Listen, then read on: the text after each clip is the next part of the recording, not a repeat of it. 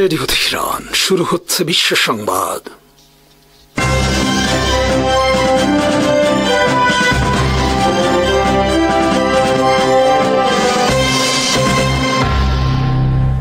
শুরুতেই সংবাদ শিরোনাম।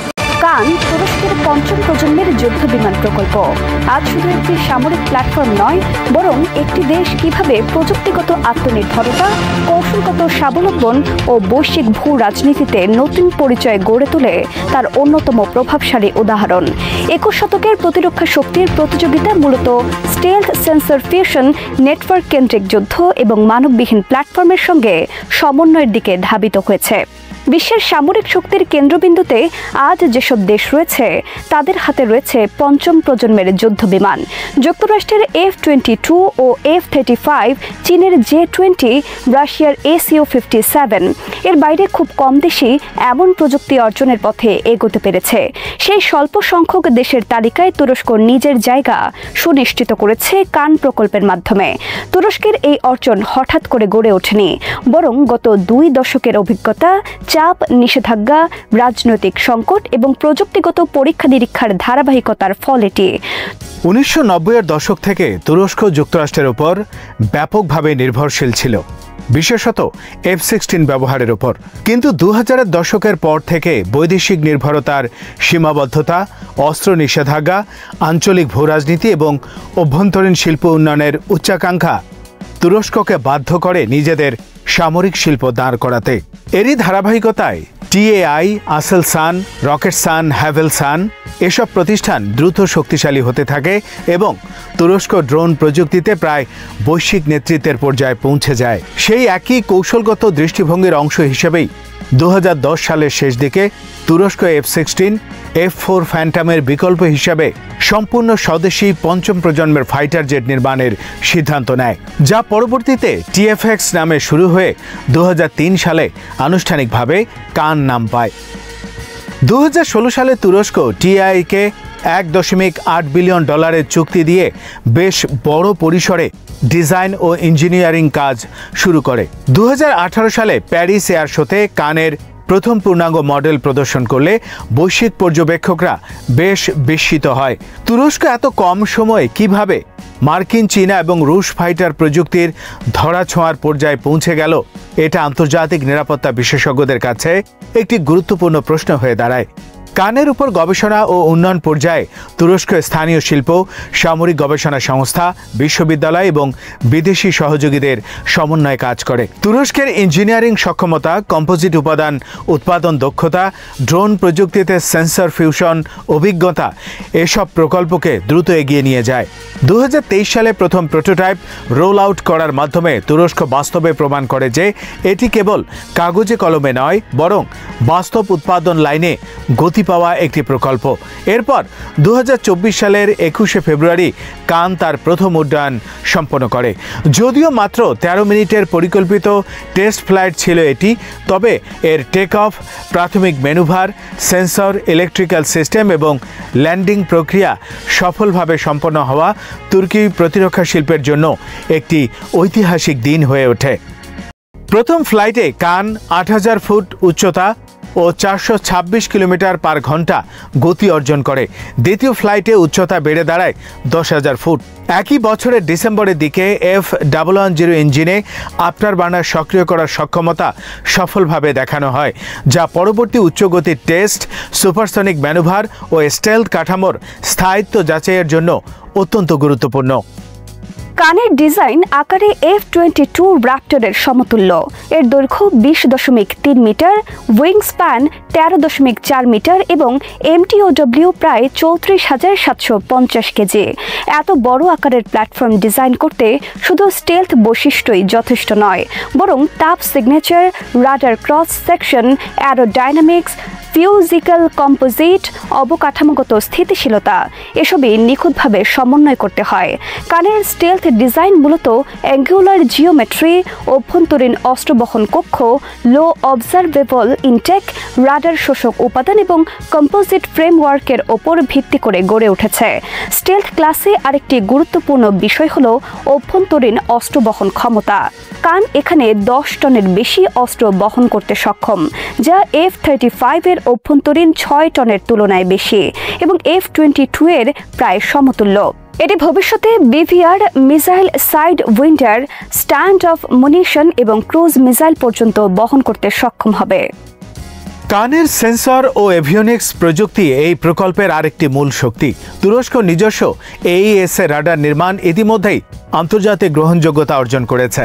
কানে ব্যবহৃত হয়েছে MURAD 600A AES রাডার, যা দীর্ঘ রেঞ্জ লক্ষ্য শনাক্তকরণ, ইলেকট্রনিক আক্রমণ, ground mapping, multi target tracking এবং স্টেলথ টার্গেট শনাক্ত করার মতো উন্নত সক্ষমতা প্রদান করে। তুরস্ক দীর্ঘদিন ধরে ড্রোন প্রযুক্তিতে সেন্সর ফিউশন, AI চালিত টার্গেট প্রসেসিং এবং নেটওয়ার্কড ওয়্যারফেয়ারের সফল অভিজ্ঞতা অর্জন করেছে। বাইরাক্তার আকিঞ্চি, আকসুঙ্গুর, আঙ্কা 3 এবং কিজিলেলমা এসব প্ল্যাটফর্ম থেকে প্রাপ্ত ডাটা কানের সেন্সর আর্কিটেকচারে ব্যবহার করা হচ্ছে। ফলে কান পঞ্চম প্রজন্মের প্রযুক্তির পাশাপাশি ভবিষ্যতের ষষ্ঠ প্রজন্মের যুদ্ধ বিমান মানদণ্ডের দিকেও দ্রুত এগিয়ে যাচ্ছে। কানের ককপিট ডিজাইন AI চালিত, high resolution panoramic screen, head up display, voice command, automated হুমকি বিশ্লেষণ এবং সেন্সর ফিউশনের মাধ্যমে পাইলটের কাজকে সহজ ও দ্রুত করে তোলে। MUMT বা ম্যান আনম্যান্ড টিমিং প্রযুক্তির মাধ্যমে কান একসঙ্গে একাধিক মানববিহীন যুদ্ধ বিমানকে কমান্ড দিতে পারবে। বিশেষ করে আঙ্কা 3, কিজিলেলমা, সুপার সিমসেক এসব ড্রোনের সঙ্গে মিশ্র ফরমেশনে উঠতে পারবে, যেখানে কান নেতৃত্ব দেবে এবং ড্রোনগুলো আক্রমণ, রেকগনিশনস, ইলেকট্রনিক যুদ্ধ ও সাপোর্ট মিশন সম্পন্ন করবে। ভবিষ্যতের যুদ্ধক্ষেত্র ড্রোন নির্ভর হয়ে উঠছে এবং কান এই সমন্বয়ের ভিত্তিতে ষষ্ঠ প্রজন্মের আর্কিটেকচারের পথে এগুচ্ছে। তবে কান প্রকল্পের সবচেয়ে বড় প্রযুক্তিগত চ্যালেঞ্জ ইঞ্জিন উন্নয়নকে কেন্দ্র করে। বর্তমানে কান GE এর F110 ইঞ্জিন ব্যবহার করছে, যা F-16 ব্যবহৃত প্রমাণিত একটি শক্তিশালী ইঞ্জিন। কিন্তু যুক্তরাষ্ট্রের এক্সপোর্ট কন্ট্রোল এবং ভবিষ্যৎ নিষেধাজ্ঞার ঝুঁকি তুরস্ককে একটি স্বাভাবিক উদ্বেগে রাখে। তাই তুরস্ক নিজস্ব ইঞ্জিন TF10000 ও TF35000 প্রকল্প নিয়ে কাজ করছে। TF35000 ইঞ্জিনের লক্ষ্য 35,000 পাউন্ড থ্রাস্ট, যা F-22 এর F999 ইঞ্জিনের সমতুল্য। যদি তুরস্ক 2030-এর দশকের শুরুর দিকে এই ইঞ্জিন সফলভাবে উৎপাদন করতে পারে, তাহলে কান সম্পূর্ণভাবে স্বনির্ভর হয়ে যাবে এবং আন্তর্জাতিক বাজারে এটি একটি বড় রপ্তানি পণ্য হয়ে উঠবে। তুরস্ক ঘোষণা করেছে 2032 সালেই তারা প্রথম দেশীয় ইঞ্জিন কানে স্থাপন করবে। কান বর্তমানে বৈশ্বিক প্রতিরক্ষা বাজারে অন্যতম আলোচিত একটি প্ল্যাটফর্মে পরিণত হয়েছে। প্রথম অংশীদার আজারবাইজান, যে শুধু ক্রেতা নয় বরং উৎপাদন প্রক্রিয়ার অংশ হিসেবে যুক্ত। সৌদি আরব 100টির বেশি কান কেনার আগ্রহের কথা জানিয়েছে এবং যৌথ উৎপাদনের কথাও বলেছে। UAE, Pakistan, Indonesia, Malaysia, Kazakhstan অনেকেই এই প্রকল্পের সম্ভাব্য ক্রেতা বা অংশীদার হিসেবে বিবেচিত হচ্ছে। পাকিস্তান তো আনুষ্ঠানিকভাবে ঘোষণা করেছে যে তারা তুরস্কের সঙ্গে কান প্রকল্পে যৌথ উৎপাদন করবে। তুরস্কের সঙ্গে পাকিস্তানের দীর্ঘ সামরিক সহযোগিতা, F-17 প্রকল্পের অভিজ্ঞতা এবং তুরস্কের ড্রোন বিক্রয়ে পাকিস্তানের আগ্রহ এই অংশীদারত্বকে আরও শক্তিশালী করে। এদিকে তুরস্ক 2019 সালে S-400 কেনার কারণে যুক্তরাষ্ট্রের F-35 প্রোগ্রাম থেকে বাদ পড়ে, যা তুরস্কের জন্য বিশাল ধাক্কা ছিল। কিন্তু প্যারাডক্সিক্যালি এই নিষেধাজ্ঞায় তুরস্ককে আত্মনির্ভরতায় সবচেয়ে বেশি ত্বরান্বিত করেছে। কানই সেই প্রমাণ। 2024-25 সালে যখন যুক্তরাষ্ট্র তুরস্কের সঙ্গে সম্পর্ক স্বাভাবিক করতে শুরু করে এবং তুরস্কের কাছে F-35 হস্তান্তরের সম্ভাবনা উঠে আসে, তখন তুরস্ক স্পষ্টভাবে জানায় কানের যাত্রা থামবে না। F-35 থাকুক বা না থাকুক, কানই ভবিষ্যৎ। এই রাজনৈতিক অবস্থান তুরস্কের আত্মবিশ্বাস এবং প্রযুক্তিগত উচ্চাকাঙ্ক্ষার পরিচয়। একই সঙ্গে তুরস্কের আরেকটি প্রকল্প হুরজেট, যা জেট ট্রেইনার এবং লাইট অ্যাটাক এয়ারক্রাফট হিসেবে ব্যবহৃত হবে, এটি আন্তর্জাতিক বাজারে ইতিমধ্যে সাড়া ফেলেছে। স্পেন এই প্রকল্পে আনুষ্ঠানিকভাবে আগ্রহ দেখিয়েছে এবং ন্যাটো সদস্য বিভিন্ন দেশেও হুরজেটের সম্ভাব্য ক্রেতা হিসেবে উঠে আসছে। তুরস্কের সামগ্রিক সামরিক শিল্প কান, হুরজেট, আঙ্কা 3, কিজিলেলমা সমষ্টিগতভাবে এমন একটি আকাশ শক্তি তৈরি করছে, যা মধ্যপ্রাচ্য, ভূমধ্যসাগর এবং মধ্য এশিয়ার শক্তি সমীকরণ বদলে দিতে পারে। কানের ভবিষ্যৎ সম্ভাবনা আন্তর্জাতিক প্রতিরক্ষা শিল্পে একটি নতুন প্রতিযোগিতার কেন্দ্রবিন্দু হয়ে উঠতে পারে। যুক্তরাষ্ট্র, রাশিয়া, চীন এই 3 শক্তিধর দেশের পর পঞ্চম প্রজন্মের যুদ্ধবিমান নির্মাতার তালিকায় তুরস্ক উঠে আসা নিঃসন্দেহে একটি ঐতিহাসিক ঘটনা। কান বৈশ্বিক বাজারে যদি সফলভাবে সিরিয়াল প্রোডাকশন ধরে রাখতে পারে এবং দেশীয় ইঞ্জিন TF-3500 যথাযথভাবে সম্পন্ন করতে পারে, তাহলে ইউরোপের অনেক দেশই ভবিষ্যতে এটি কেনার কথা বিবেচনা করবে, বিশেষত যখন F-35 অত্যন্ত ব্যয়বহুল এবং রাজনৈতিক শর্তযুক্ত হয়ে উঠছে। তুরস্কের সামনে সবচেয়ে বড় চ্যালেঞ্জ ইঞ্জিন উন্নয়ন, বৃহৎ পরিসরে শিল্প উৎপাদনের ধারাবাহিকতা, রাজনৈতিক নিষেধাজ্ঞা এড়ানো এবং অংশীদার দেশের অভ্যন্তরীণ রাজনৈতিক স্থিতিশীলতা। তবে গত 2 দশকে তুরস্ক যেভাবে প্রযুক্তি ও সামরিক শিল্পকে এগিয়ে নিয়ে গেছে, তাতে স্পষ্ট কান প্রকল্প সেই চ্যালেঞ্জগুলো মোকাবেলা করতে সক্ষম। কান তুরস্কের কাছে শুধু স্টেলথ ফাইটার নয়, এটি জাতীয় মর্যাদা, প্রযুক্তিগত বিপ্লব, রাজনৈতিক স্বাধীনতা এবং মুসলিম বিশ্বের সবচেয়ে আধুনিক প্রতিরক্ষা প্রকল্পের প্রতীক। তুরস্ক দীর্ঘদিন ধরে যুক্তরাষ্ট্র, ইউরোপ এবং রাশিয়ার উপর নির্ভরশীল ছিল, কিন্তু 2020-30 দশকে এসে তুরস্ক বাস্তব প্রমাণ দিয়েছে তারা নিজেদের প্রযুক্তি, ড্রোন নেতৃত্ব, ক্ষেপণাস্ত্র সক্ষমতা, জেট উৎপাদন ও ইঞ্জিন উন্নয়ন ক্ষমতার উপর ভিত্তি করে নিজেকে একটি অ্যারোস্পেস পাওয়ারে পরিণত করেছে। 2028-29 সালে কানের সিরিয়াল ডেলিভারি শুরু হলে তুরস্ক বৈশ্বিক প্রতিরক্ষা শিল্পে একটি নতুন যুগে প্রবেশ করবে। কান হবে তুরস্কের স্ট্র্যাটেজিক শক্তি, প্রতিরক্ষা শিল্পের বাস্তবতা এবং আন্তর্জাতিক ভূ রাজনীতিতে নতুন উচ্চতার প্রতিচ্ছবি। কানের যাত্রা আসলে এখনো শুরু মাত্র। 2026 সালের এপ্রিলে যখন নতুন প্রোটোটাইপ আকাশে উঠবে, তখন P1, P6 পূর্ণাঙ্গ কাঠামোগত মান নির্ধারণের কাজ শেষ হবে। তখন বিশ্ব আবার দেখবে তুরস্ক আর আগের জায়গায় নেই। তারা এখন স্টেলথ ফাইটারের অভিজাত ক্লাবের সদস্য, যে ক্লাবে প্রবেশ করা বিশ্বের মাত্র কয়েকটি দেশের পক্ষেই সম্ভব হয়েছে। কান সেই ইতিহাস বদলে দিচ্ছে এবং তুরস্ককে নতুন শতাব্দীর সামরিক প্রযুক্তির অগ্রগামী রাষ্ট্রে পরিণত করছে। এই প্রকল্প ভবিষ্যতে যুদ্ধক্ষেত্র, ভূ রাজনীতি এবং আন্তর্জাতিক প্রতিরক্ষা বাজারে নতুন দিগন্ত উন্মোচন করবে, যেখানে তুরস্ক শুধু অংশগ্রহণকারী নয়, বরং একটি শক্তিশালী নেতৃত্বদানকারী রাষ্ট্র হিসেবে দাঁড়াবে। কান তাই শুধু বিমান নয়, এটি এক যুগ পরিবর্তনের ঘোষণা। সুপ্রিয় দর্শক, আসসালামু আলাইকুম। ইরান রেডিও বাংলার নিয়মিত আয়োজন মুখোমুখি অনুষ্ঠানে আপনাদের প্রত্যেককে স্বাগত জানাচ্ছি। আমি শাহাদাত হোসেন। প্রিয় দর্শক, আজ আমরা কথা বলবো বাংলাদেশের অত্যন্ত পরিচিত একজন তরুণ অর্থনীতিবিদ এবং আন্তর্জাতিক বিশ্লেষক জনাব মোহাইমিন পাটোয়ারির সঙ্গে। জনাব পাটোয়ারি, আপনাকে স্বাগত জানাচ্ছি আমাদের অনুষ্ঠানে। ধন্যবাদ। কেমন আছেন? জি, আলহামদুলিল্লাহ, বেশ ভালো আছে। আমরা একটা পর্বে আপনাকে পেয়েছিলাম এবং আজকে দ্বিতীয়বার মতো আমরা আপনাকে পেয়েছি। প্রথম পর্বে আসলে আপনাকে একটা প্রশ্ন জিজ্ঞেস করা হয়নি, সেটি হচ্ছে আপনি তো পশ্চিম রাষ্ট্রে বেশ কয়েকটা দেশে পড়াশোনা করেছেন। জি। তো আমরা যতদূর জানি আপনি সুদ ভিত্তিক যে অর্থনীতি নিয়ে আপনি বেশ সমালোচনা করেন, লেখালেখি করেন এবং কথা বলেন।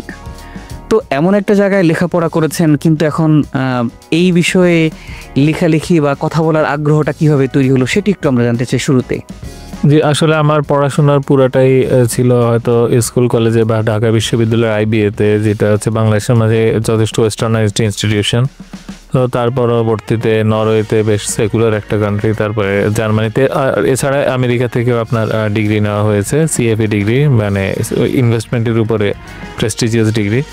সো মানে এই পুরো শিক্ষাটাই ছিল আমার পশ্চিমা ধাঁচে। এখন মানুষ আমাকে প্রশ্ন করে, তো সুদ নিয়ে কেন খেপলে? তো ব্যাপার হচ্ছে কি যে আমার স্টাডি তো অর্থনীতি নিয়ে, তো সুদ তো আমার স্টাডির একটা অংশ। বলা যায় যে 10 বছর ধরে খালি সুদ নিয়েই মানে কখনো কোনো না কোনোভাবেই স্টাডির মধ্যেই ছিল। তো এত পড়াশোনা করলাম সুদ নিয়ে, অর্থনীতি নিয়ে, এত কিছু, মানে 10 বছর শুধুমাত্র ফাইন্যান্সের উপরে যখন পড়াশোনা হয়ে যাচ্ছিল, তো তখন আমাকে আমার নরওয়ের বা জার্মানির কিছু খ্রিস্টান ফ্রেন্ড ছিল, অন্যান্য ইয়েরা যারাই হোক, ইসলাম নিয়ে জানতে গিয়ে বললো যে আসলে সুদটা নিয়ে সমস্যা কোথায়। তো আসলে আমি আসলে উত্তর দিতে পারিনি। সো উত্তর যখন দিতে পারি নাই, তো আসলে আমি আপনাকে বলতে পারি বা একজন মুসলিমকে বলতে পারি যে আল্লাহ নিষিদ্ধ করছে। সো একজন অমুসলিম যখন আমাকে প্রশ্ন করে সুদের সমস্যা কোথায়, এটার উত্তর যখন দিতে পারি না, সেটা নিজের জন্য বেশ ইনসাল্টিং এর জন্য যে আমি 10 বছর ধরে পড়াশোনা করে ফাইন্যান্স এক্সপার্ট হিসেবে অলরেডি সার্টিফাইড। আমি যদি এই বিষয়ে এক্সপার্ট সার্টিফাইড হই, আবার ইসলামে বিশ্বাসও করি, তাহলে কেন এটা কোনো ক্ষতিকর দিক আমি জানি না, বা এটা আদৌ ক্ষতিকর দিক আছে কি না সেটা নিয়েও আমি তাদেরকে কোনো সুন্দরভাবে উত্তর দিতে পারছি না। তো এই জায়গাটা ছিল কি যে অত্যন্ত বড় একটা আইডেন্টিটি ক্রাইসিসের জায়গা, এবং অত্যন্ত বড় একটা মানে নিজেকে প্রশ্ন করার জায়গা যে আসলে কি আমি ফাইন্যান্স বিষয়ে জানি নাকি আসলে সুদ খারাপই না। সো এইটা একটা মানে পর্যায়ে পৌঁছে যায় যেখানে আসলে নিউট্রাল থাকার ওইভাবে জায়গা থাকে না। তো সেই জায়গাটাতে আসলে একটু উত্তরটা খোঁজা শুরু করি। তার আগেও খুঁজেছি অনেক, কিন্তু আসলে অনেক সমস্যা নিয়ে বলতে পারি বর্তমান অর্থ ব্যবস্থার, বর্তমান মুদ্রা ব্যবস্থার, বর্তমান ব্যাংকিংয়ের, কিন্তু এক্স্যাক্টলি স্পেসিফিকলি সুদ কেন খারাপ এটার রিয়েল পাওয়ারফুল যে অ্যান্সারটা মানে ওইটা ছিল না। কোনো একভাবে আলহামদুলিল্লাহ এটা জানার সুযোগ হয়। যখনই জানার সুযোগ হয় তখন স্বপ্ন থাকে একদিন না একদিন এইটা সারা দুনিয়াকে জানাবো, ওই চেষ্টাটা করব বা ওই উদ্দেশ্য যেন হয়, এবং সেই জায়গায় আসলে আপনি সফল হয়েছেন আমার কাছে মনে হয়।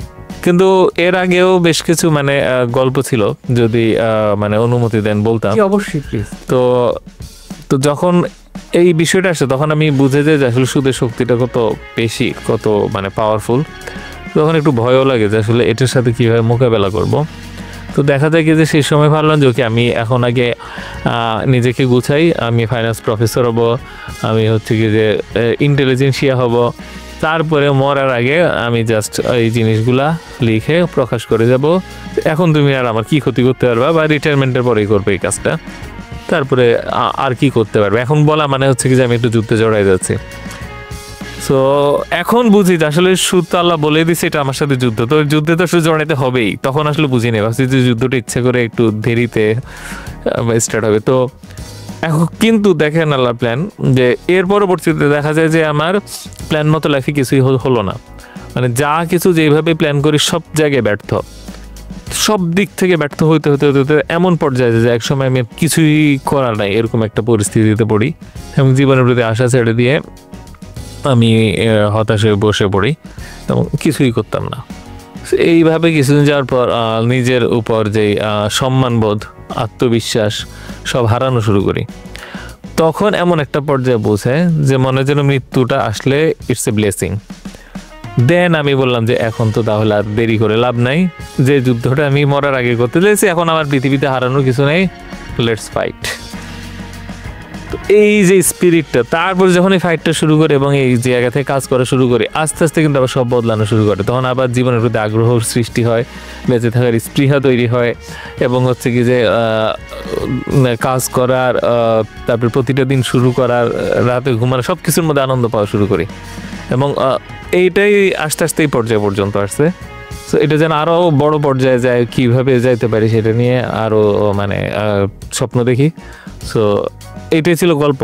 না, নিঃসন্দেহে আপনি অনেক দূর এগিয়ে যাবেন। আপনার একটা থিওরি আমাদের সাধারণ মানুষের মধ্যে ব্যাপক আলোড়ন সৃষ্টি করেছে, সেটি হচ্ছে ইসলামী ব্যাংকিং যে সিস্টেমটা। আপনি আপনার লেখনীতে এবং আপনার বক্তব্যে বলেছেন যে ইসলামী ব্যাংকিং যেভাবে অর্থনীতি ব্যবস্থাপনা করে সাধারণ সুদ ভিত্তিক ব্যবস্থাপনার মধ্যে সাধারণত সেই রকম পার্থক্য নাই আপনি বলছেন। আমার মনে বলেছি কোনো পার্থক্য নেই। হ্যাঁ, তো সেক্ষেত্রে সাধারণ মানুষের আসলে জানার প্রবল ইচ্ছা এই ব্যাপারটা নিয়ে, আসলে আপনি যদি একটু ভেঙে বিস্তারিত বলতেন দর্শকদের উদ্দেশ্যে। হ্যাঁ, আচ্ছা, মানে সুদের যে ক্ষতিকর প্রভাব সেই দিক থেকে ইসলামী ব্যাংকের সাথে আমি কোনো পার্থক্য বলা যায় দেখি না। 1-2% থাকতে পারে, এটা নেগলিজেন্ট। মনে করেন যে বলে না দুই জমজের চেহারা এক, কিন্তু তার না 1% চেহারা ওইরকম আর কি জমজ। সো ইসলামী ব্যাংক আসলে সুদেরই হচ্ছে কি যে আরেকটা রূপ। সো তার মুদ্রার পিটোপিট, কিন্তু আসলে দুইটাই সম্পূর্ণ অর্থনৈতিকভাবে একই ব্যবস্থা।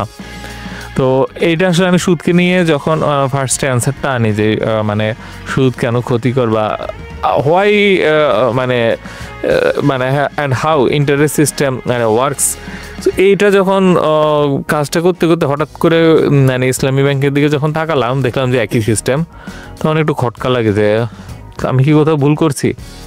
তো তখন আসলে দেখলাম যে না, ভুলটা মানে অনেক বছর পার হয়ে যায়, এটার বিষয়ে অনেক সময় দিয়ে দেখলাম যে না, এটা খাপে খাপে এক। তো জাস্ট হচ্ছে কি যে মানে মুসলিমরা পরাজিত হওয়ার পর সুদ সিস্টেমটাকে মুসলিমরা গ্রহণ করার জন্য একটা মানে বাহানা মডেল বা নাটক তৈরি করেছে। সো যেই নাটকের মধ্যে দিয়ে সে মনে করছে যে সে ভিন্ন কিছু পাচ্ছে, আসলে কিছুই ভিন্ন পাচ্ছে না, সুদটাকে ঘুরে পেঁচায় সে আবার গ্রহণ করছে।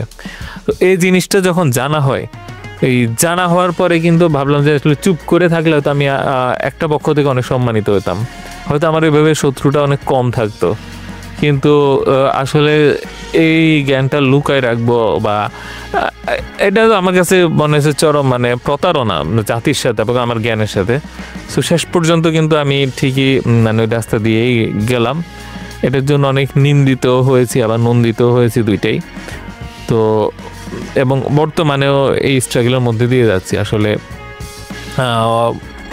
সত্যি কথা হচ্ছে কি যে মানে সত্যটা চোখের সামনে প্রকাশিত হয়েছে, সেটা মানুষ দেখুক এবং মানুষ জানুক যে আসলে আমাদেরকে কিভাবে প্রতারণা করা হচ্ছে ইসলামের নাম দিয়ে। না সেটাই, আমরা সেটা একটু আসলে দর্শকদের উদ্দেশ্যে আপনার মুখ থেকে আসলে জানাতে চাই, বা আপনি যদি একটু বিশ্লেষণ করে বলতেন আসলে মানে what is the difference actually. আচ্ছা, বিশ্লেষণটা সুদ ব্যবস্থা এবং ইসলামী ব্যাংকিং এর যে সুদ ব্যবস্থা। আচ্ছা, নর্মাল ব্যাংকে গেলে আপনি কি করেন যে টাকা চান, আপনাকে টাকা দেয়, তারপরে বললো এত টাকা বাড়তি আনতে হবে, সো অত টাকা বাড়তি নিয়ে নেয়। ইসলামী ব্যাংকে যান, আপনাকে টাকা দেয়, অত টাকা বাড়তি নিতে হবে, অত টাকা বাড়তি নিয়ে নেয়। তুই একই কথা বলছি না, কিন্তু একজন বলছে আমি হালাল, আরেকজন বলছে আমি হারাম। তো ওকে বললেন যে আচ্ছা তুমি নিজেকে হালাল বললা কেন? বলে আরে ও তো তোমাকে সরাসরি টাকা দিচ্ছে, আমি তোমাকে প্রতিনিধি মনে করে টাকা দিছি, বাস আমি হালাল হয়ে গেছে। তো আপনি বললেন খটকা কি বুঝলাম না, কি হলো বুঝলাম না, মানে একই তো জিনিস হলো, ও আমার হাতে 10 টাকা দিয়ে 11 টাকা নিল, তুমি 10 টাকা দিয়ে 11 টাকা নিলে, কিন্তু মাঝখানে একটা লাইন অ্যাড করলেন, বলে হ্যাঁ তুমি আমার প্রতিনিধি হয়ে গেছো এই জন্য সব। আচ্ছা ঘটনাটা কি? বলে আরে থুরো বুঝাচ্ছি। কি বুঝাচ্ছি? তো বলো দেখো তুমি হচ্ছে কি যে ধরো সগির, তো তুমি হচ্ছে সগির, ও হচ্ছে তোমাকে 10 টাকা ঋণ দিয়ে 11 টাকা ব্যাক নিছে, আমি কিন্তু ঋণ দেই নাই। তুমি যখন 10 টাকা তো খরচ করবা, 10 টাকা দিয়ে হয় মাল কিনবা, না কর্মচারী বেতন দিবা, বা তুমি হচ্ছে কি যে কারেন্ট বিল দিবা, যা কিছুই করো না কেন, এই সবগুলোকে আমি প্রোডাক্ট হিসেবে কল্পনা করে ওই প্রোডাক্টের দাম 11 টাকা ধরে ফেলছি। সো আচ্ছা ঠিক আছে, আমি জীবনে যা কিছু খরচ করি সে সব কিছুর দাম আপনি 10% বেশি করে ধরছেন। বলো ইয়েস, বেশি ধরছি, তারপর কি হলো, মানে আমি ওটা তোমার কাছে সেল করছি, ক্রেডিট সেল করছি। তো মানে তুমি যে জিনিস 10 টাকা দিয়ে কিনবা সেটাকে 11 টাকা কল্পনা করে তোমার নিজের কাছে নিজে ক্রেডিট সেল করে দিবা, এবং ওই ক্ষেত্রে তুমি আর প্রতিনিধি থাকবা। তারপরে যখন কিনবা তখন হচ্ছে আমার থেকে তুমি পারচেস করছো, তারপরে 11 টাকাটা আমাকে দিবা। তো সে কি করলো, 4-5 লাইন একটু বাড়তি বললো। তো রাসূল সাল্লাল্লাহু আলাইহি ওয়াসাল্লাম কিন্তু চাইলেই এই 4-5 লাইন বাড়তি বলে মক্কার সুদে জর্জরিত যে মানে মক্কার জনগোষ্ঠী ছিল তাদেরকে সুদমুক্ত করে ফেলতে পারতো। এটার জন্য কিন্তু যুদ্ধ করতে লাগে না, এক লাইন বলার জন্য কি যুদ্ধ করতে হয়? তো এখন আরেক গ্রুপ আছে, তো ওরা বললো কি যে না ইসলামী ব্যাংক তো একটু বেশি খারাপ, আমরা একটু বেটার ভার্সন। তো এটা বেটার ভার্সন কি? তো সে বললো আচ্ছা ঠিক আছে, তুমি ওর হাতে সরাসরি না টাকা দিয়ে এর হাতে দাও। সো আমি হচ্ছে কি যে থার্ড পার্টি আনলাম কেন? একই কাজকে হালাল করার জন্য। সো তখন আমি বললাম কি যে আচ্ছা এক কাজ করি, এই আমার হচ্ছে কর্মচারী আছে, কর্মচারী হচ্ছে কি যে আপনার হচ্ছে কি যে মধু, তো মধুকে 10 টাকা দিয়ে বললাম মধু তুমি যে ব্যবসায়ীকে 10 টাকা ধরাই দিয়ে বলবো এর কাছে 11 টাকায় মাল বেচ, আসলে মালের দাম কিন্তু 10 টাকাই। সো কৃত্রিমভাবে সে একটা দাম ধরে দিছে, কৃত্রিমভাবে দাম ধরে দিয়ে আপনার কাছে বিক্রি করায়, তারপর ওই টাকাটা আপনার থেকে ব্যাক করছে। এবং এই যে দাম ধরাবে, দাম কত পার্সেন্ট হবে, যেটা সুদের হারের সমান। সো আপনাকে সুদের হারের সমান করে দাম ধরাই দিয়ে একটা কাল্পনিক ব্যবসা ট্রানজ্যাকশন করছে, যেটা কিন্তু অ্যাকচুয়াল ব্যবসা ট্রানজ্যাকশন হয়ই নাই। পুরাটা হচ্ছে ঋণের ট্রানজ্যাকশন, ব্যবসার মধ্য দিয়ে সে একটা নাটক সাজাইছে। এই নাটকের মধ্যে দিয়ে বলতেছে সবকিছু হালাল হয়ে গেছে, কিন্তু যেখানে ইহুদি জাতি কিন্তু একই কাজ করছে। তো আল্লাহ ইহুদি জাতিকে বলছে যে তোমরা শনিবার মাছ ধরো না, আল্লাহ কিন্তু কথা বলে না তুমি শনিবার বাঁধ দিও না। তো ইহুদি জাতি বললো আমরা শনিবার বাঁধ দিব, আল্লাহর আইনে হালাল। তারপরে মাছগুলোকে আটকানোর পর রবিবারে ধরছে, রবিবারে ধরে বলছে আল্লাহ তো বলেন রবিবারে মাছ ধরা নিষেধ, আল্লাহর আইনে হালাল। সো বাস আমি বাইপাস করে দিছি, আমরা হালাল হয়ে গেছি। আল্লাহ এদেরকে বলছে তুমি নিকৃষ্ট বানর হয়ে যাও। ইহুদি যেতে আবার আরেকটা এরকম কাজ করছে, আল্লাহ বলছে গরুর বা যেটা হোক চর্বি বিক্রি করা আর কি নিষেধ। তো তো ওরা বললো আচ্ছা চর্বি বিক্রি করে নিষেধ, তেল বিক্রি করে নিষেধ, এমন তো কোথাও বলে নেই। চর্বিটাকে গলাইছে, আগুনের উত্তাপে গলায় তেলটা বিক্রি করছে। তো এর জন্য কিন্তু অভিশাপের শিকার হয়েছে। তো ঠিক একই কাজ আমরা কি করতেছি, আল্লাহ বলছে সুদ হারাম কিন্তু ব্যবসা হালাল। ওকে, তো আমরা কি করলাম, ব্যবসার একটা বাহানা করলাম। হ্যাঁ, বাহানা কি করলাম যে আচ্ছা এই এত দাম, মানে আমি 10 টাকা দিয়ে 12 টাকা নিব। সো 10 টাকার প্রোডাক্ট ইচ্ছা করে 12 টাকা ধরে একটা কাল্পনিক একটা ব্যবসা নাটক সাজায়, ওইটার মধ্যে দিয়ে একই ঘটনা ঘটায়, আবার বলতেছে হ্যাঁ আল্লাহ দেখছো হালাল করে ফেলছে, দেখছো আল্লাহ হালাল করে ফেলছে। মানে উই আর মানে প্লেইং ড্রামা উইথ গড। কেমন, মানে এই জিনিসটা কিন্তু সাহাবীরা চাইলেই করতে পারতো, কিংবা যে কোনো খলিফা করতে পারতো। দেখেন ব্যাংকিং ব্যবস্থা কিন্তু 50 বছর পুরান না, 500 বছর পুরান। এবং ব্যাংকিং ব্যবস্থা ইটালিতে হয়েছে, যেটা হচ্ছে একদম অটোমানদের একদম পাশে, ওসমানিয়ানদের একদম পাশের দেশ। 500 বছর ধরে কেউ এগুলো করে নাই। যে মুহূর্তে মুসলিমরা সব দিক থেকে পরাজিত হয়েছে সারা দুনিয়ায়, খিলাফত হারাইছে, তারা ইসরায়েলের কাছে 6 দিনের যুদ্ধে পরাজিত হয়েছে, তারা পেট্রোডলার চুক্তি করছে, ওআইসিও ব্যর্থ হয়েছে। তারপরে সে বলল এবার আমরা ঘুরে ফিরে সুদটাকে খাওয়ার চেষ্টা করি। সো এই যে ঘুরে ফিরে একই জিনিস ঘটাচ্ছি, সো সুদের যতগুলা খারাপ প্রভাব আছে প্রত্যেকটা প্রভাব এখানেই আছে। এবং সুদকে আল্লাহ বলছে জুলুম। তার মানে একই প্রভাব যদি আমি এখানের মধ্যে দিয়ে চালু রেখে হালাল করতে হয়, তাহলে জুলুমকেই আগে হালাল হইতে হবে। সো আমি বললাম কি যে আমি জুলুম করব কিন্তু ব্যবসা বাহানার মধ্যে দিয়ে, that does not mean it is হালাল even if you say it is technically হালাল। কারণ তুমি জুলুম করে যাচ্ছ। সুদ যদি জুলুম হয় এটাও জুলুম, কারণ দুইটার অর্থনৈতিক প্রভাব এক, এটা প্রত্যেকে স্বীকার করবে। অর্থনৈতিক প্রভাব এক, খালি প্রক্রিয়া ভিন্নর কারণে আমি হালাল হয়ে গেছি। সো অর্থনৈতিক প্রভাব যদি এক হয়, আল্লাহ যদি এটাকে জুলুম বলে, এটাও জুলুম। তো জুলুমকে আগে হালাল হইতে হবে। তো জুলুম হালাল করো, তারপর আসো কথা বলতে। এই যে জিনিসগুলো আজকে যদি বাংলাদেশের প্রত্যেকটা ব্যাংক ইসলামী হয়ে যায়, বাংলাদেশের যে অর্থ ব্যবস্থা কিচ্ছু চেঞ্জ হবে না, একই থাকবে। এটা আপনি বুঝছেন, আমি বুঝছি। তাহলে কেমনে আল্লাহর সাথে কিসের যুদ্ধ হইলো? এবং আপনি যদি একটা ব্যাংকে যান, ডান পাশের চেয়ারে বা ইয়েতে হচ্ছে ইসলামী, বাম পাশে নন ইসলামী আছে। আবার যদি চাই যে না তুমি যেহেতু আমাদের এভাবে পছন্দ করেন, আমরা পুরো আলাদা একটা ইসলামী ব্রাঞ্চ খুলি, অনেকে আছে এখন আবার নতুন করে ইসলামী ফাইন্যান্সের নামে ছোট ছোট ইনস্টিটিউট করে একই ধরনের বাহানা মডেল করতেছে। তো এই যেগুলো করতেছে, তো আলটিমেটলি কিন্তু সুদের যে ইয়েটা, মানে সম্পদ পুঞ্জীভূত বৈষম্য সৃষ্টি, দেউলিয়াত্ব এবং হচ্ছে কি যে জুলুম, যেটা যে অর্থনৈতিক যে ইয়েটা, মুদ্রার যে চক্রটা, সব কিছু একই রেখে তারপরে বলতেছে এটা হালাল হয়ে গেছে। কিন্তু একটা প্রশ্ন হচ্ছে, এখন আধুনিক ব্যবস্থাপনায় প্রত্যেকটা মানুষ, আপনি বলেন যে আসলে ব্যাংকিং ছাড়া তো আসলে কোনো ধরনের উপায় নেই, আমাদের জীবনের সব কিছুই আসলে এই সুদ ভিত্তিক অর্থনীতিটা চক্র আকারেই ঘটছে।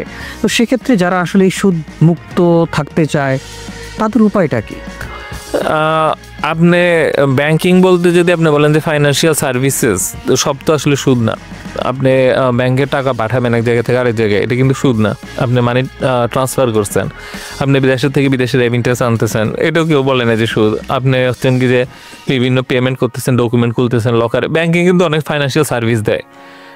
আমি কিন্তু বলি নাই যে ফাইন্যান্সিয়াল সার্ভিস থেকে দূরে থাকতে হবে, যেখানে হচ্ছে কি যে আপনি হচ্ছেন কি যে সুদ, হ্যাঁ ঋণ দিয়ে, যেখানে হচ্ছে কি যে ইয়েটা সেভিংস, আমরা যেটা ঋণে দিই ব্যাংককে আমি ঋণ দিই, সেই জন্যই সুদ দেয় আর কি আমাকে। সো এই জিনিসগুলোর জায়গায় সলিউশন আনাটা মানে এই না যে আমি ওভারঅল ফাইন্যান্সিয়াল সিস্টেম এবং ব্যাংকিং খাতকে উড়াই দিচ্ছি। তো আপনি যদি বলেন যে ওকে ব্যাংক নিজে রিয়েলি ইনভেস্ট করবে, পার্টনারশিপ মডেলে যাবে এবং লাভ লোকসান শেয়ার করবে, আমরাও সেভিংস অ্যাকাউন্ট না করে এটা ইনভেস্টমেন্ট অ্যাকাউন্ট করবো। যতদূর জানি ইসলামী ব্যাংক বাংলাদেশ, তাদের তো যেই ফর্ম থাকে, তাদের সেই ফর্মে একটা জিনিস লেখা থাকে যে যদি সেখানে ব্যবসা করতে গিয়ে যদি লোকসান হয়, সেক্ষেত্রে গ্রাহকও সেই লোকসানের ভাগিদার হবে।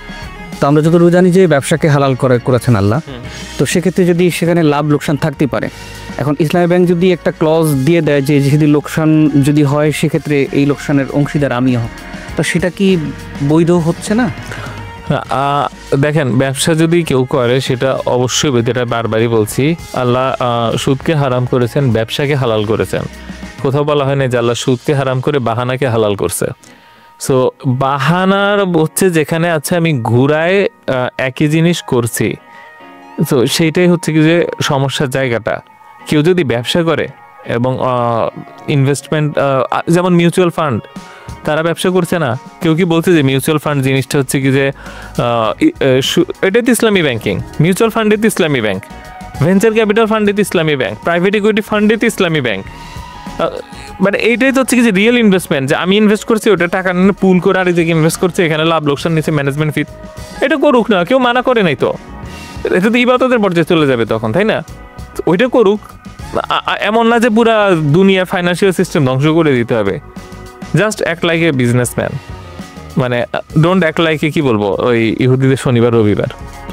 কিন্তু একটা ব্যাপার হচ্ছে সারা পৃথিবী জুড়ে যে ব্যাংকিং ব্যবস্থা, সেক্ষেত্রে আমরা যদি বলি যে একটা রাষ্ট্রের পক্ষে কি এই প্রচলিত সুদ ব্যবস্থার বাইরে এসে কাজ করা সম্ভব? রাষ্ট্রের পক্ষে আসলে একটা জিনিস কি, আপনি যদি দেখেন যে পৃথিবীতে 180টা রাষ্ট্র, এর মাঝে আপনি সুদের বিরুদ্ধে যাবেন, সো ব্যাপারটা এমন না যে আপনি ওর সাথেও অ্যালাইন থাকবেন আবার সুদের বিরুদ্ধে যাবেন। এটা স্পিরিটটা যদি আপনি কোরআনে দেখেন, আল্লাহ যেটা বলছে যে এটার সাথে এটা যুদ্ধ, আপনি কিন্তু নিউট্রাল থাকতে পারেন না যে আল্লাহ তো ও মিলে যুদ্ধ করুক, আমি আমার জায়গায় সবার সাথে মিলেমিশে থাকি, এটা কিন্তু পসিবল না।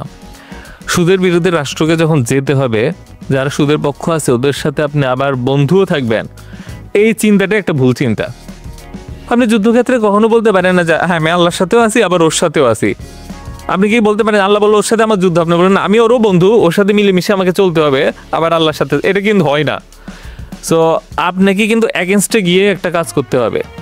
এখন মুসলিমরা কি খুবই কাওয়ার্ড জাতি কিনা আমি জানি না, নট করে কিন্তু কখনো বলে না যে সারা দুনিয়ার সিস্টেমে আমাকে অ্যালাইন করতে হবে, সেই জন্য আমি দুনিয়ার মতন হয়ে যাই। ওটা তো মুসলিম না।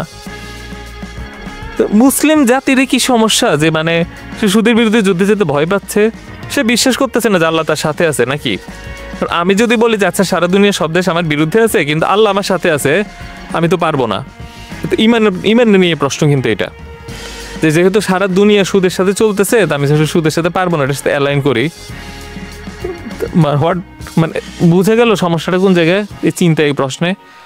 সো আল্লাহ আমার সাথে আছে, আমি আর আল্লাহ মিলে একসাথে যুদ্ধ করতেছি, সারা দুনিয়া তো পারবে না আমার সাথে, এই চিন্তাটা কিন্তু কোনো মুসলিমের কাছ থেকে আমি পাই না। যখন রাষ্ট্র নিয়ে কোশ্চেন আসে কি ব্যক্তি নিয়ে কোশ্চেন আসে, সবাই বলে আচ্ছা যেহেতু আমরা পারবো না সুদের বিরুদ্ধে যুদ্ধ, সুদকে মেনে নিত।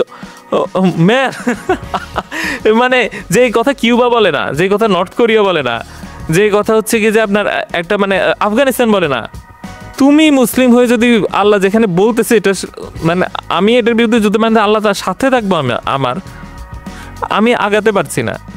তো মানে এটা তো আসলে এই ধরনের প্রশ্ন আসলে মানে আমি মনে করি যে আসলে সিরিয়াস মানে আইডেন্টিটি ক্রাইসিস এবং ইমানের ক্রাইসিসও।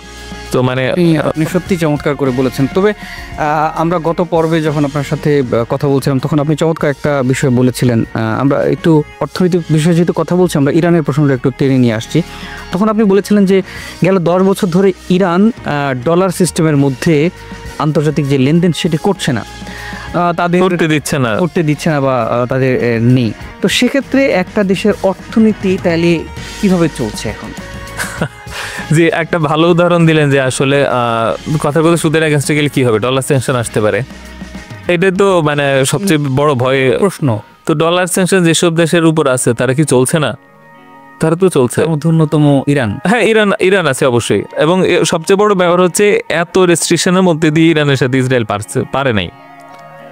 জানি না ভবিষ্যতে কি হয়, কিন্তু লেটেস্ট হচ্ছে যে ইসরায়েলকে আমেরিকা এতগুলা থার্ড দিছে যে আমেরিকার নিজের সিকিউরিটি কনসার্ন ক্রিয়েট হয়েছে যে এতগুলা থার্ড মিসাইল দিয়ে কেন ইসরায়েলকে সাহায্য করছে। আমেরিকা বছরে 30 বা 40টা থার্ড বানাইতে পারে, এর মাঝে 100-র উপরে খরচ করে ফেলছে। মানে সে 3 বছরের বা 4 বছরের যে প্রোডাকশন সেটা 7 দিনে খরচ করে ফেলছে, তারপরে কিন্তু পারে নাই বা ব্যর্থ হয়েছে বলতে পারি। তো এটা কিন্তু একটা ইন্সপাইরেশন, মানে আমি সারা দুনিয়ার এগেইনস্টে যুদ্ধে যাব, সো হোয়াট, গেলাম। মানে এইটাতে দেখাচ্ছে হ্যাঁ মানে হ্যাঁ ইরান বলেন বা আমরা নর্থ কোরিয়া বলি বা আফগানিস্তান বলি কিংবা জিম্বাবুয়ে বলি, এরা প্রত্যেকে ডলার স্যাংশনে আছে। দে আর মানে in many ways doing better than us. বাংলাদেশে তো পারমাণবিক বোমা নেই, বাংলাদেশে তো ক্রুজ মিসাইল নেই, বাংলাদেশে তো এয়ার ডিফেন্স সিস্টেম নেই, বাংলাদেশে তো সাবমেরিন নেই, বাংলাদেশে তো স্যাটেলাইট নেই, বাংলাদেশে নিজস্ব একটা ইঞ্জিন নেই। একটা ইঞ্জিন বানান ইঞ্জিন। তো একটা দেশ যদি ইঞ্জিন না বানায় সারা দেশের গাড়ি ঘোড়া ট্যাঙ্ক কেমনে চলবে? এইরকম একটা দেশ তো আমার মনে হয় কি যে কিউবা, নর্থ কোরিয়া, ইরান এরা আরো বেশি সাকসেসফুল। আমি তো কোনো সমস্যা দেখছি না। তো এখন বলছেন যে আসলে কিভাবে অর্থনীতিটা চলছে, মানে অর্থনীতি চলার জন্য যে আমেরিকা বা ডলার লাগবেই, এটা কিন্তু একটা ফার্স্টে হচ্ছে কি যে আমাদের হচ্ছে কি যে ভীতি, জুজু, আমাদেরকে জুজুর যে ভয়, হ্যাঁ ছোটবেলা থেকে বলে না যে ওখানে ভূত আছে, ওখানে গেলে এই আছে, এগুলো কি করে এখন কন্ট্রোল করে যে তুমি এই সীমানার মধ্যে থাকো। তো ওইটা হচ্ছে আমাদের কিছু ভূতের ভয় দেখাচ্ছে, আসলে ভূত টুত কিছুই নেই ওখানে। দেখা যাচ্ছে হ্যাঁ তুমি কিন্তু দুর্ভিক্ষে মারা যাবা, দেশ দেউলিয়া হয়ে যাবে, শেষ হয়ে যাবা। এবং আমাদের অনলাইন বিভিন্ন ভাইরাল অ্যাক্টিভিস্ট আছে, তারাও সর্বনাশ আমেরিকাটা বলে দিছে, সরকার পতন হয়ে যাবে, দেশ ধ্বংস হয়ে যাবে। মানে আমি বুঝি না যে একটা হিন্দু ইন্ডিয়া আজকে বাংলাদেশের চেয়ে অধিক আত্মসম্মান বোধ রাখে। বাংলাদেশকে যখন বললো ট্যারিফ দেওয়া হবে, বাংলাদেশ যেই মেসেজটা দিল, আমাদের প্রধান উপদেষ্টা থেকে যেই বার্তা আসছে, এটা মনে হচ্ছে যেন পায়ে পড়ে মানে মাথা নত করে মানে মানে জীবন দিয়ে দিব, যৌবন দিয়ে দিব, খালি আমার ট্যারিফটা তুলে না। এটা তো আসলে আত্মসম্মানে আঘাত লাগার মতন একটা ইয়ে ছিল। এবং শেষ পর্যন্ত অ্যাপ্রোচই ধরে রাখছে, বিনিময়ে ট্যারিফে কিছুটা ছাড় পাইছে, সেই তুলনায় ভারতকে ছাড় কম দিছে, সবাই খুব উল্লাস ভারত। কিন্তু তারপরে বললো ভারতকে যে তুমি যদি রাশিয়া থেকে এই তেল কেনা বন্ধ না করো, তোমার দেশে কৃষির উপর ভর্তুকি বন্ধ না করো, আর আরেকটা কি জানো তো মনে পড়ছে না, তো তাহলে আমি কিন্তু ডাবল করে দিব। ভারত একবারের জন্য মাপ চায়নি, তারপর ডাবল করে দিছি, তাও কিছু বলে নেই, বলছে এই ডেট থেকে ডাবল হবে, এটা অ্যাকশনে চলে গেছে, একবারের জন্য বলে নাই বস ভুল হয়েছে। হিন্দু ভারতের আত্মসম্মান বোধ, সাহস, আমেরিকার এগেইনস্টে চ্যালেঞ্জ করার ক্যাপাবিলিটি বাংলাদেশের চেয়ে বেশি থাকে। মুসলিম হিসেবে আমার জন্য লজ্জাজনক। এবং তার চেয়ে বড় ব্যাপার হচ্ছে এই কথাগুলো যখন বলি সবাই বলে না বাংলাদেশ তো আসলে আমেরিকা নির্ভরশীল, ভারত হয়তো আমেরিকা নির্ভরশীল না। কথাটা ভুল। ভারতের যে পরিমাণ এক্সপোর্ট আমেরিকায় হয় সেটা বাংলাদেশের চেয়ে বেশি। এই কথা বললে বলে কি যে না ভারত তো বড় দেশ, বেশি হবে, এটা আসলে অত বেশি না। কিন্তু না, পার্সেন্টেজ ওয়াইজ বাংলাদেশের এক্সপোর্টে যত পার্সেন্ট আমেরিকায় যায়, ভারতের এক্সপোর্টে তার চেয়ে বেশি পার্সেন্ট আমেরিকায় যাচ্ছে। তার মানে বাংলাদেশের চেয়ে ভারতের আরো অনেক বেশি ত্যাগ করতে হচ্ছে। আপনার কাছে আমরা দারুণ একটা উদাহরণ অতি সাম্প্রতিক সময় দেখেছি আমরা, আফগানিস্তানও তো আসলে এই নানা ধরনের সংকট নিয়ে তারা অনেক ভালো করছে, তাদের অর্থনীতি অনেক ভালো করছে। ইরানের অর্থনীতি তো মানে অর্থনীতি মানে কি, এটা হচ্ছে প্রশ্ন। অর্থনীতি মানে কি হাতে টাকা আসবে, নাকি অর্থনীতি মানে হচ্ছে কি যে আমার দেশের মানে অ্যাকচুয়াল ডেভেলপমেন্ট হবে। ইরান কিন্তু ডলার স্যাংশনের মাঝেই এই শাহেদ যে ইয়েটা, শাহেদ ক্যামিকাজি ড্রোন মানে আত্মহত্যা ড্রোন যেটা, এটা বানাইছে এবং এক্সপোর্ট করছে। কখনো কল্পনা করছেন যে রাশিয়া ইরানের থেকে অস্ত্র ইম্পোর্ট করবে? এটা কিন্তু আমাদের ছোটবেলায় এটা স্বপ্নের বাহিরের কল্পনা ছিল। This is happening right now. তারপরে ইরানে এর মাঝে আবার স্যাটেলাইট সে উৎক্ষেপণ করছে এবং স্যাটেলাইট উৎক্ষেপণ করতে পৃথিবী কম দেখে। এবং সবচেয়ে বড় ব্যাপার হচ্ছে ইরান হাইপারসনিক মিসাইল যেই মুহূর্তে গ্রাউন্ডে ইমপ্লিমেন্ট করেছে সেই মুহূর্তে আমেরিকা ছিল মানে ডেভেলপমেন্ট, তখন আমেরিকা ওই ম্যাচুরিটি পৌঁছায় নাই। সেটা কীভাবে সম্ভব যে ইরান মিসাইল হাইপারসনিক মিসাইল টেকনোলজিতে ম্যাচুরিটিতে আমেরিকার চেয়ে একটু আগায় আছে? এটা কিন্তু এত ইজি জিনিস না। হাইপারসনিক পৃথিবীতে মাত্র 5টা দেশের আছে, এর মধ্যে ইরান যে একটা দেশ হইতে পারে এবং সব ডলার সেকশনের মধ্যেই। এগুলো তো আমাদের জন্য আসলে কেস স্টাডি, ইন্সপাইরেশন। সো আমরা কিসের ভয় করছি আসলে এটাই বুঝি না। একদম চমৎকার করে বলেছেন। আমরা এই পর্যায়ে আসলে একটু আন্তর্জাতিক বিষয় নিয়ে একটু কথা বলতে চাই। আপনি জানেন যে অতি সাম্প্রতিক সময় আমরা দেখেছি সুদানের যে একটা সংকট তৈরি হয়েছে এবং সেখানে গৃহযুদ্ধে প্রায় 1.5 লাখ মানুষ নিহত হয়েছে। তো মূলত আসলে সুদানের সংকটটা কেন, একটু বিস্তারিত আপনার কাছে জানতে চাই। সুদানের সংকটটা কিন্তু সাম্প্রতিক না, দীর্ঘদিন ধরে মানে অনেক দীর্ঘদিন ধরে। হয়তো আমাদের মিডিয়া টেনশনে ছিল না, কিন্তু সম্প্রতি যে পরিমাণ মানে ম্যাসাকার হয়েছে এটা অকল্পনীয়। তো সেই কারণে আর কি আমাদের অ্যাটেনশনে আসছে, আন্তর্জাতিক গণমাধ্যমগুলো বেশ হ্যাঁ ওইরকম ঘটনা ঘটেছে। সেই জন্যই মানে মানে এই ঘটনাগুলো আগেও হয়েছিল, কিন্তু আরেকটু হয়তো স্মল স্কেলে। এখন ঘটনার পেছনের খবরগুলো একটু আপনার কাছে জানতে চাই, আসলে কিভাবে এই সংকটের শুরু। এই সংকটটা কিন্তু আসলে দীর্ঘদিন বলতে অনেক দীর্ঘদিনের, মানে 2019 সালে আর কি অফিসিয়ালি শুরু হয়, আর আগের থেকে কিন্তু জিনিসটা দানা বাঁধতে থাকে। এবং সুদানের সংকটটাকে শুধু সুদানের একা সংকট না, এটা মিডল ইস্টের সংকট। এবং শুধুমাত্র বিদেশি রাষ্ট্রের কারণে একটা দেশের মানুষ যে কত ক্ষতিগ্রস্ত হতে পারে তার একটা কেস স্টাডি হচ্ছে সুদান, আরেকটা হচ্ছে লিবিয়া, আরেকটা হচ্ছে ইয়েমেন। এই দেশের মানুষদের কপালে এত সাফারিংস হওয়ার কোনো কারণ ছিল না। আমি কল্পনা করতে পারি না যে আমি বাংলাদেশের মানুষ হয়ে এত বেশি সাফার করব জাস্ট বিকজ পৃথিবীতে বাংলাদেশ ছাড়া অন্য কয়েকটা দেশ আছে, কিন্তু এই ইয়েমেন বলেন, সুদান বলেন এবং আপনার হচ্ছে যে লিবিয়া, এরা এটা চোখে দেখছে এবং দেখে যাচ্ছে। এর পাশাপাশি হয়তো দেখছে আফ্রিকার আর অনেকগুলো দেশ এবং ফিলিস্তিনও। তো আসলে সুদানে যেটা হয়েছিল সেটা হচ্ছে যে মানে ডিকটেটরশিপ ক্রাইসিস, যেটাকে আমি বলতে পারি, মানে একটা টার্ম কয়েন করলাম। মানে এটাকে একটু আরেকটা ঘটনা দিয়ে বলে হয়তো অনেকের জন্য বুঝতে সুবিধা হবে। যেমন কাতারের উপর সৌদি আরব একটা ব্লকেট দিয়েছিল, সৌদি লেড ব্লকেট। সৌদির সাথে হচ্ছে কি যে বাহরাইন, ইউএই এবং হচ্ছে যে কুয়েত, সম্ভবত বাহরাইন, ইউএই, হচ্ছে যে মিশর, কুয়েত সম্ভবত, এরা সবাই মিলে দিল, বা কুয়েত বাদে দিল। যাই হোক, আমার কুয়েতের ইস্যুটা ক্লিয়ার না। সো যাই হোক, কেন দিল কোনো কারণ কিন্তু দেখাতে পারেনি। অনেক সময় হচ্ছে কি যে রিয়েল কারণকে হাইড করার জন্য অনেক আজে বাজে কারণ দেখানো হয়, ঠিক ওই রকম একটা কিছু কারণ দেখালো। কিন্তু দিন শেষে স্পষ্ট হলো কেন দিল।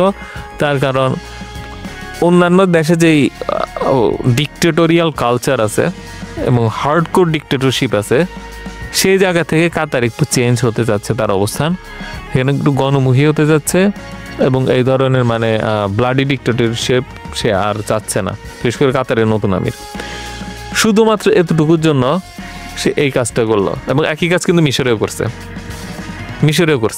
মিশরেও যে মুহূর্তে হোসনি মোবারকের পরে এই ডিকটেটরশিপ থেকে সে কিছুটা বেরোতে চাইছে, সাথে সাথে এরা সবাই মিলে আগের মডেলে যেই কোনো মূল্যে যেতে হবে এই কাজ করছে। এবং আমেরিকাও এটার সাথে ছিল। এরকম আমাদের কাছে অনেক ধরনের নজির আছে। ঠিক একই ঘটনা ঘটছে সুদানে 30 বছর ধরে ঠিক এরকম একটা ডিকটেটরশিপ ছিল। তারপরে জনবিস্ফোরণ হয়েছে, ঠিক বাংলাদেশে যেমন 24 হয়েছিল, সেখানে প্রচুর মানুষ মারা যাচ্ছে। তখন আমি নিউজ দেখলাম যে এত মানুষ কেন মারা যাবে।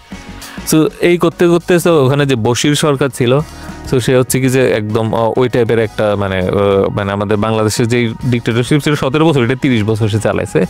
সো দেন এটাকে যখন চ্যালেঞ্জ হয়েছে তখন হচ্ছে কি যে বুরহান আসছে, তো তখন আর এটাকে আর নিতে পারতেছে না, এটা তো হইতে পারে না। সো দেন ওর এগেনস্ট হচ্ছে আর একটা মিলিশিয়া বাহিনী তৈরি করে। এখন সবাই খালি বলে শোনার জন্য।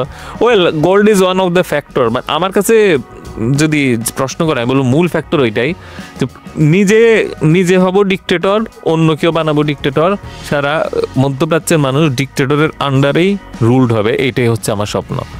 এই স্বপ্নে ব্যাঘাত ঘটলে নিজের অস্তিত্ব নিয়ে প্রশ্ন, হায় ওই দেশে চেঞ্জ হলে মানে আমার দেশেও চেঞ্জ হয়ে যাবে। আমি এখন রাজপ্রাসাদে আছি, আমি এখন ভোগ বিলাসিতে আছি, আমি এখন রোলস রয়েসে চড়ি, আমাকে টাকা নিয়ে চিন্তা করতে হয় না। আমার ক্ষমতা চ্যালেঞ্জ হবে এই যে প্যারানয়া, ফ্যাসিস্ট প্যারানয়া যেটা, এটাই আমাকে তাড়াই বেড়াচ্ছে এবং এইটার জন্য যত ব্লাড লাগে শেড করবে, কোনো মানে ফিলিংস নেই। ইয়েমেনে কি হলো? ইয়েমেন তো বলতে বাধ্য যে ওয়েল, এটা তো আমার দেশের প্রশ্ন, আমার দেশে কে কি হবে না হবে এটা তো আমার দেশের প্রশ্ন। তুমি কেমনে 6 বছর আমার দেশের লোককে না খাওয়াই রাখতে পারো?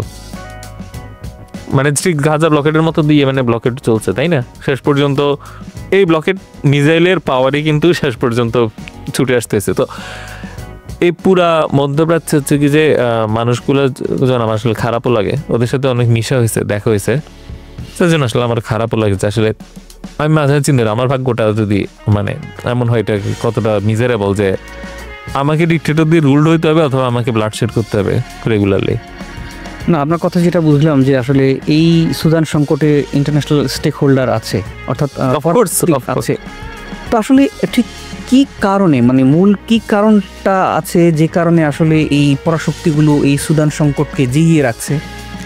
এটা তো বললাম যে আসলে এই আমার মতে বলেন যে সোনার খনি আছে বা তাদের অর্থনীতিকে তারা অন্যভাবে সোনার খনি আছে, এটা অস্বীকার করছি না। সোনার খনি তো হচ্ছে কি যে উগান্ডাতেও ওয়ান অফ দ্য লার্জেস্ট মানে গোল্ড মাইন্স আছে, তারপরে সাউথ আফ্রিকায় আছে। তো এই পর্যায়ে যাচ্ছে না কেন? কারণ ওইটা তো আরব ইস্যু না। নর্থ সুদান কিন্তু আরব, নর্থ সুদানের ভাষা আরবি, সো ওইটা কিন্তু আলাদা issue, our thing. So we will be ruled by dictators. এখন সাউথ সুদানে কি হচ্ছে ওটা নিয়ে কিন্তু আর এত কনসার্ন থাকে না, কারণ সাউথ সুদানের আলাদা সিস্টেম, আলাদা জাতি, হোয়াট এভার। ফিলিপাইনে যদি একই ঘটনা ঘটতো তাহলে হয়তো এই ব্লাডশেড হতো, আপনারা দেখতেন না, ওইটা অ্যানাদার থিং। কারণ মনে করি যে বাংলাদেশে যদি এইরকম ক্ষমতার ইস্যুতে বা গণ অভ্যুত্থানে যদি আরেকটা দেশ এসে এভাবে আনফোর্স ক্রিয়েট করে এভাবে অস্ত্র পুরো দিতে থাকতো, তাহলে কিন্তু জিনিসটা আরেক রকম হতো। তো সুদানে ঠিক ওইটাই হচ্ছে। সো ইন্টারন্যাশনাল যে প্লেয়াররা তারা এই জাতিকে দুই ভাগ করে, দুই ভাগের কাছে আর্মস দিয়ে কে কার উপর ক্ষমতাবান হতে পারবে এই অঞ্চলে এবং গোল্ড মাইনে এবং ডিক্টেটরশিপে, সেই জিনিসটা নিয়ে আসলে সেই দেশের জনগণকে এত বেশি মূল্য দিতে হচ্ছে।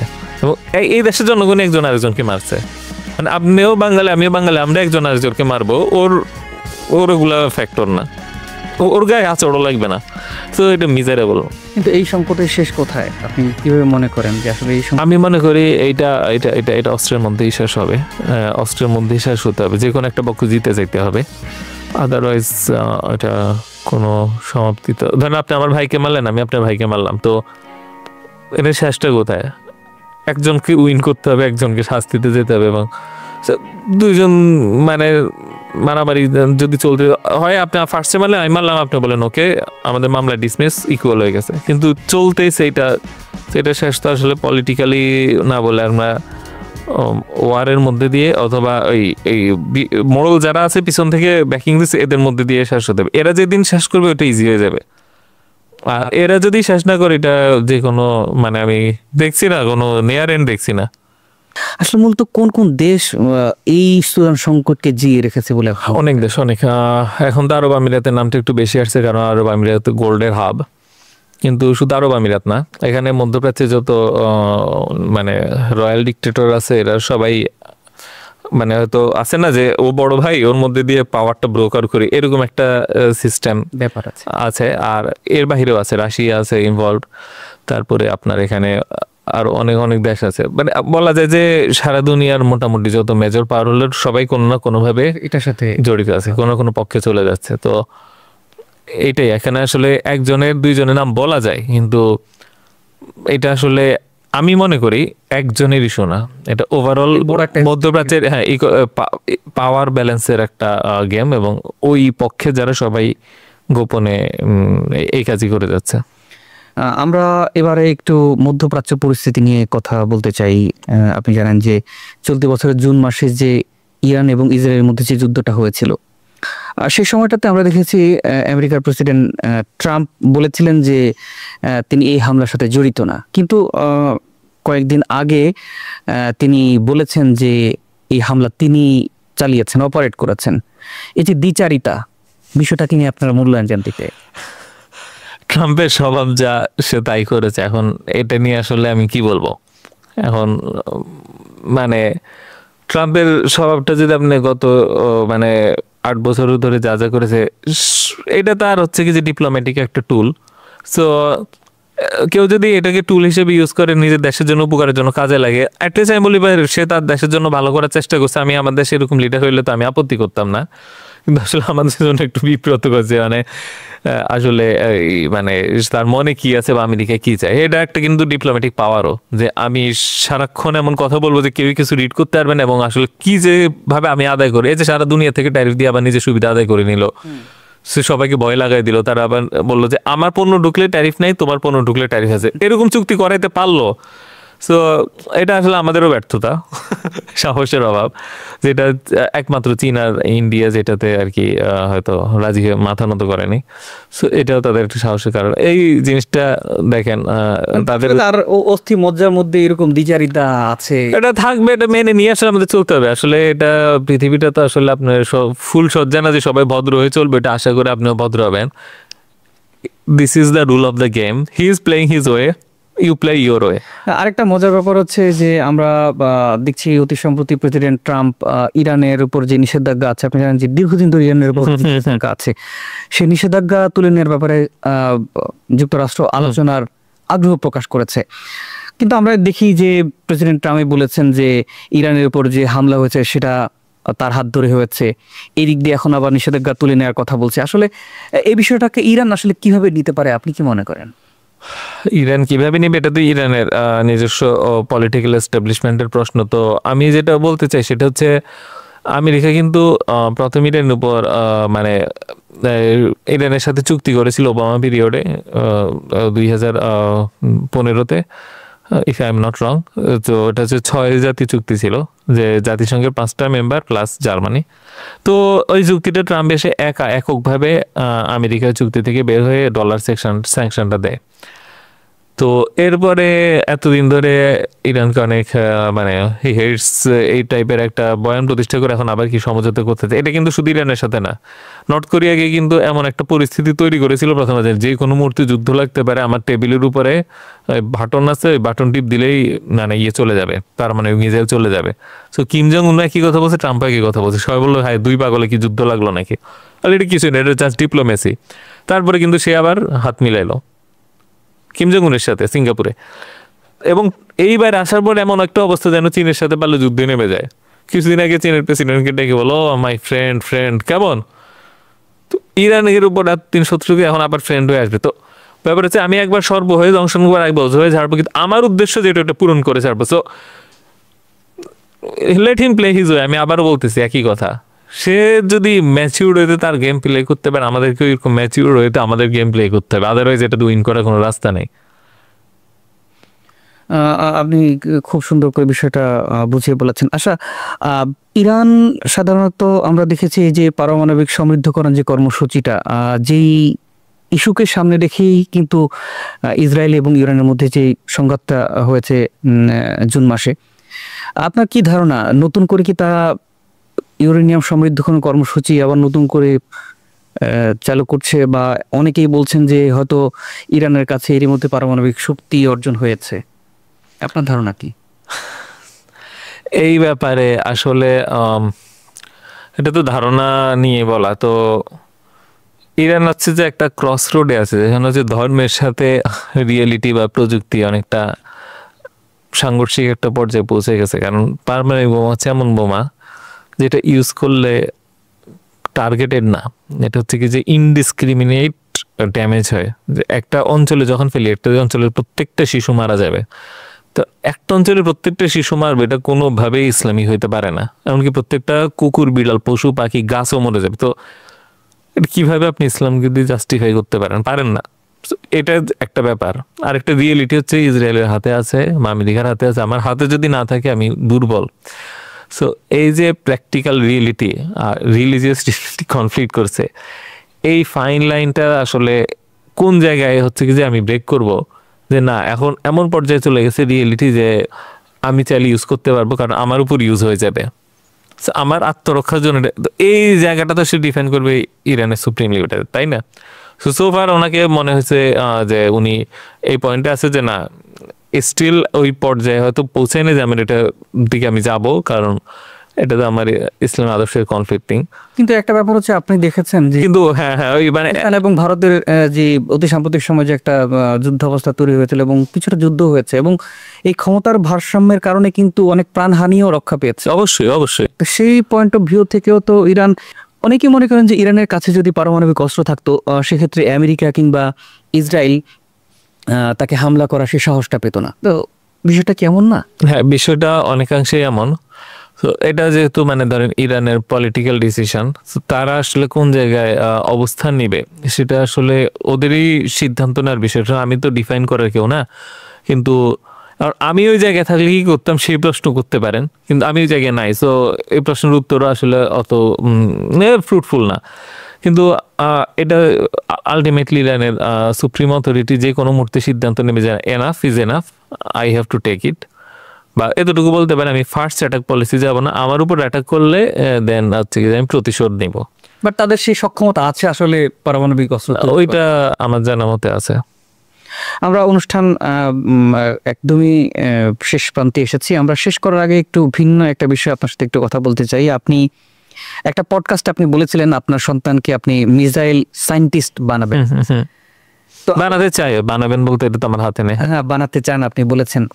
তো কথাটা এই কারণে বললাম যে অতি সাম্প্রতিক সময় যে ইরান এবং ইসরায়েলের মধ্যে যে যুদ্ধ হয়েছে, এবং সেখানে আমরা দেখেছি যে ইরানের মিসাইল সক্ষমতার কারণেই কিন্তু তারা এগিয়েছে। তো আপনি আসলে কি মনে করেন যে ইরানের যে মিসাইল যে সক্ষমতা সামগ্রিকভাবে, এটাকে আপনি কিভাবে দেখেন?